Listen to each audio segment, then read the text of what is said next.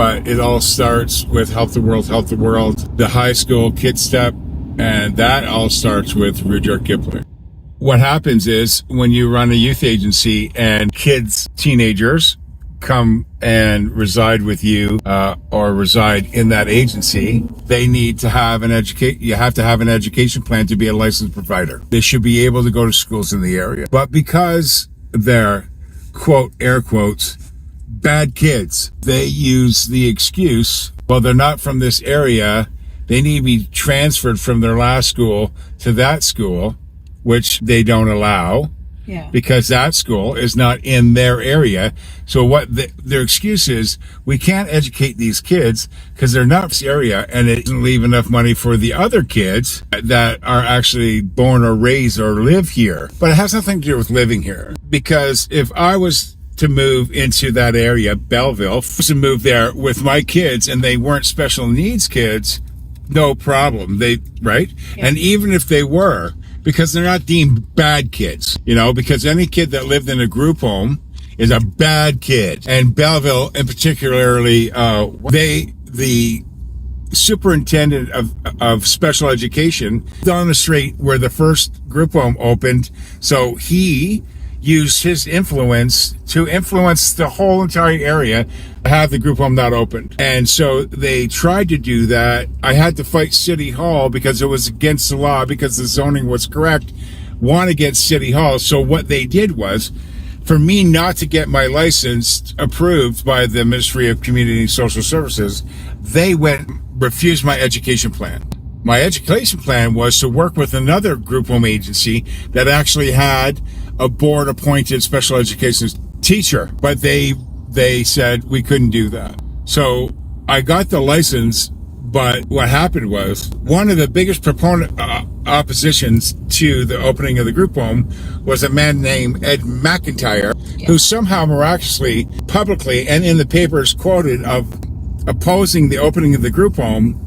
6 months later, became employee of the Ministry of Community and Social Services, and then in charge of licensing my program. He starts licensing me, and then he starts saying, I'm going to lose my license if I don't have an education plan that for the kids to be in school. Yeah. I didn't have any other thing. The only way that I could get the boys into a regular school was to transfer them from a school that was already in Belleville. So what I did was I created a high school. Yeah. I went to the Ministry of Education, became a certified high school, and then when their behaviors were appropriate enough, we would transfer them from our high school into the local high school, and there wasn't a fucking thing that those guys could do. So that's how that started. So, but then, of course, once I won that battle, I realized that there wasn't option. I realized that there are thousands of kids that are not getting a high school education to go to other schools. And I said, because this is in 2004. That's when all that stuff happened. In 2005, got to school. And then I was like, well, how can we instruct these kids to get a qualified education that can't be registered in a regular school? Yeah. And there was tens of thousands of them. The internet was starting to become something. And I started researching online classrooms where you could go online. And like, if people are hearing this now, Zoom. Yeah. But in 2005, there was no Zoom. In 2005, there was nothing like it. So in 2005, I got the idea that we should build one. So then I hired a programmer right out of Carleton University, a classroom called at Task Park, a virtual classroom. And it is the exact identical interface, like the way, if you look at Zoom or meetings or whatever, all of it, like there's a ton of them now. But in 2005, there was none of them. I hired this guy to build me one. And because he's brilliant, he built it. And then, so in 2006, we created and put out this virtual classroom where teachers could teach students anywhere. So it was born out of like we need to be able to teach the kids of Ontario that can't get into schools, so kids could get an education that was qualified by our high school. Built it, and much to Malcolm's chagrin, I said, well, we should be able to do this all the way around the world. In 2007, I did a trip around the world, and we tested Taskpark in Sierra Leone, in Kenya, Nepal, India, California, and it worked. Presentations in classrooms, instruction, world on the slowest internet possible. And that was fantastic. You know, when I came back, I went to Scotland. I did a presentation for it at Penn State in Pennsylvania, Hershey, Pennsylvania. So I went around trying to sell this that says, hey man, this is the future. This is the future. But it didn't go anywhere. And then I had business partners part of my group homes, and because it wasn't growing fast enough, they said, nah, we're done with it. So there's nothing I could do, because Malcolm tried his best to work on it after, but he needed, a job that paid money, what he was worth, and I couldn't do that anymore. So in 2000 and near the end of 2007, early 2008, it was dead in the water. But the trip around the world changed my view. First time you met Dr. Christopher? Yeah, in India. Yeah. The trip around the world changed my view in terms of they didn't need teachers, they didn't need that, but what they did was they needed tools, they needed funding, they needed everything that they don't have still to this day. 20 years later, we're going on. So then, out of that, Points Planet started, and I launched. The first Points Planet I launched in 2011, and it failed miserably. And I launched the second launch, now turned Points Planet into Humanity 4 from Bangladesh in 2017. It was a bust. We're launching again now with Humanity 4 and hoping that it won't be a bust. Start of it. But what's the important thing to note there, though, is in 2006, I said that virtual classrooms and virtual meeting spaces was going to be a thing, and nobody believed me. Now, here we are so many years later, and everybody uses virtual meetings. Everybody uses Zoom. It proved that I was right, that this was something that the world would use. All we needed was a bigger budget. So getting this whole thing going, there's problems with it. The problems with it is you can't go and find investors to invest in something that doesn't turn a profit for those investors. So that's the problem. And at the time when the first launch, I was myself personally was on a shoestring budget. So that's why that failed. The second time it failed was because the programmers I had hired were horrible. So that's why it failed, is because it just didn't work. So it didn't pick up any steam. Why I think that this time around it's going to work is because I think we are at a time now, or the precipice of, where people that create the economy start understanding that we are the economy, and we don't have to do things the way things have been done forever.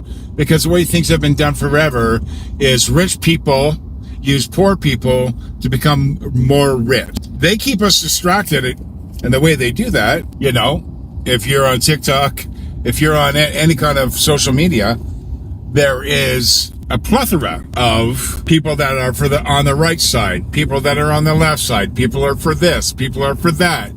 And the people that are making the money out of your discourse for the way that the government works, the way that politics work, the way the schools work, the way anything works, they love it. They're like, thank you very much. Keep complaining. We'll never change anything. We won't change anything because we like it. You're making us money. You're bitching about Facebook on Facebook makes us money. Thank you very much. Keep complaining about Facebook. Keep complaining about Elon Musk. Keep complaining about everybody. Complain about Trump. Ugh. Thank you very much. Every time you go on there and complain about it, make us money. So they make money on our discourse. And I'm tired of it. So, okay, look, Renee and I can't do this by ourselves. I put in the effort for 20 years trying to get this thing going. Renee has put a ton of effort in trying to get our message out. But the fact of the matter is it's useless if people don't buy into how important they are in the way that the world works. The fact of the matter is anybody can actually improve their life and others by doing what we're trying to do. Go to humanity4.org or the humanity4initiative.org and read about all those big corps. Facebook are like Meta. Can't even call it Facebook anymore. Meta, TikTok that we're on right now, any major Social media platform makes money through advertising. And the more people that go to that site, the more advertising money that they make. Advertising worldwide is like a $216 billion business right now. They're making billions and billions and billions of dollars all on advertising. And all the shareholders, like, they don't even take the time to thank you for that because they could care less. So we're saying, hey, man, don't stop what you're doing right now because we're small. All we're saying is, if you're making content for those big platforms, share your content ours. And let's grow. And let's grow together. And then what we do with the money is not directed by shareholders. What we do with the money is not directed by anybody but the people that help make the money. Now, do you get money personally back? No, you don't. But you could take a little solace in the fact that you're not making a billionaire prick richer. You choose where that money goes. You choose where that money goes. We don't choose. Renee doesn't choose. I don't choose.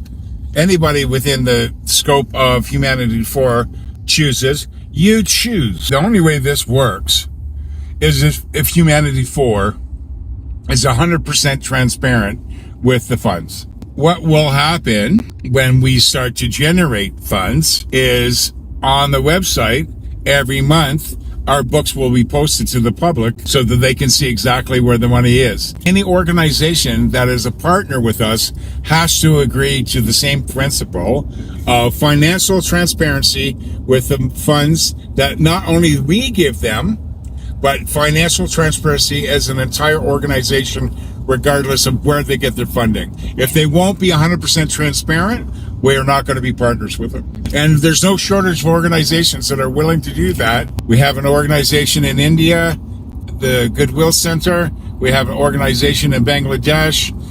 I have people that are waiting to become vetted by us that want to be partners with us that say, yeah, we'll be 100% transparent because the transparency is the key.